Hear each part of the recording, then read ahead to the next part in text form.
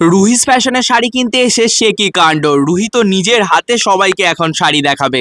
মা আগে থেকেই বেশ কিছু শাড়ি ভেবে রেখেছিল, এখন সেইগুলোই দেখছে। দিদুনকে তো আগেই বেশ কিছু শাড়ি দেখিয়েছে আর এখন বম্মাকে দেখাতে নিয়ে যাচ্ছে। র‍্যাক থেকে একটা করে শাড়ি বের করছে আর এনে সবাইকার হাতে ধরিয়ে দিচ্ছে। দেখো এটা, এই শাড়িটা মায়ের জন্য আমার বেশ ভালো লাগলো আর মনে হচ্ছে পরলে মাকে আরো বেশি ভালো লাগবে। অভিদা এখন শাড়িটাকে খুলে খুলে দেখাচ্ছে আর শাড়িটার কালারটা ছিল অপূর্ব, দামও ছিল কিন্তু একেবারে কম, তবে কোয়ালিটি ছিল একেবারে ফাটাফাটি। আমার তো এই কালারটা প্রচন্ডই পছন্দ হয়েছে। মাকে বললাম তোমাকে এটাই নিতে হবে। আর এইসবের মধ্যে রুহি আবার কি করেছে দেখো, ঘর থেকে মাসাজ গানটা নিয়ে এসে সবাইকে এখন মাসাজ করে দিচ্ছে। দিদুনের অবস্থা তো দেখতেই পাচ্ছ। তবে এইসবে কিন্তু রুহির প্রচন্ডই মজা হচ্ছে। সবার সাথে থাকতে পারলে ও আর কি চায়। সবাই এদিকে শাড়ি দেখতেই ব্যস্ত, এখনো কিন্তু শুধুমাত্র মায়েরটাই ফাইনাল হয়েছে। আর এদিকে সবাইকে কাছে পেয়ে রুহির বদমাশি কিন্তু চলতেই আছে। বম্মার সাথে তো রুহির বেশ ভালোই হয়েছে। আর এদিকে অভিদা ব্যস্ত শাড়ি দেখাতে আমাদের।